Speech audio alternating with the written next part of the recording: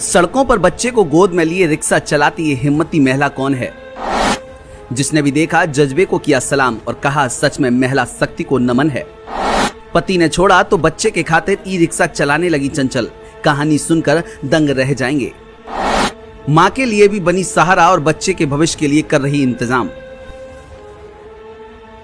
मां वो शब्द है जिसकी ताकत इस दुनिया में भगवान से कम नहीं है।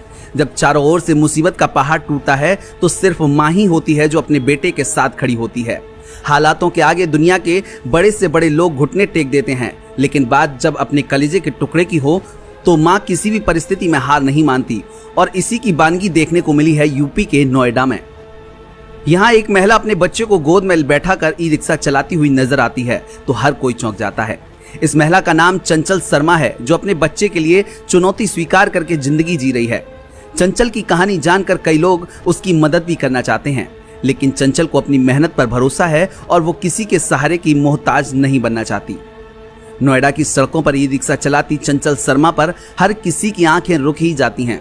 चंचल अपने 1 साल के बेटे को कंधे के सहारा बांधकर और ई रिक्शा चलाती हैं तो ऐसा लगता है कि मानो जिंदगी के तमाम संघर्ष को जीत लेने की जिद में आगे बढ़ रही हों। चंचल के पास जब मीडिया के लोग पहुंचते हैं तो उन्होंने बताया कि वे अपने दिन की शुरुआत सुबह 6 बजे से करती हैं और नोएडा सेक्टर 62 स्थित नेशनल इंस्टीट्यूट ऑफ बायोलॉजिकल से सेक्टर 59 स्थित लेबर चौक के बीच काम करती हैं। 6.5 किलोमीटर के इस रूट पर उनके अलावा कोई दूसरी महिला ई रिक्शा नहीं चलाती।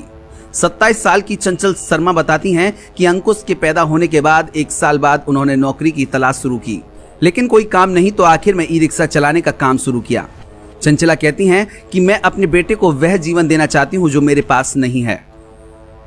चंचल की माने तो जो भी यात्री उनकी ई रिक्शा में बैठता है वो उनकी तारीफ करता है। वो अपने पति से अलग हो गई हैं और एक कमरे में अपनी मां के साथ रहती हैं।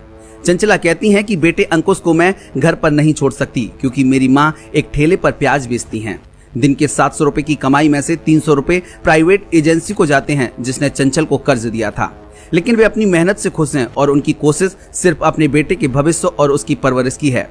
अपने लिए वे कुछ करना नहीं चाहती और ना ही किसी से कोई सहारा लेना चाहती हैं। ये महिला अपने बेटे को एक बेहतर जीवन देने के लिए लगातार कोशिशों में जुटी हुई है। ब्यूरो रिपोर्ट, मीडिया हलचल।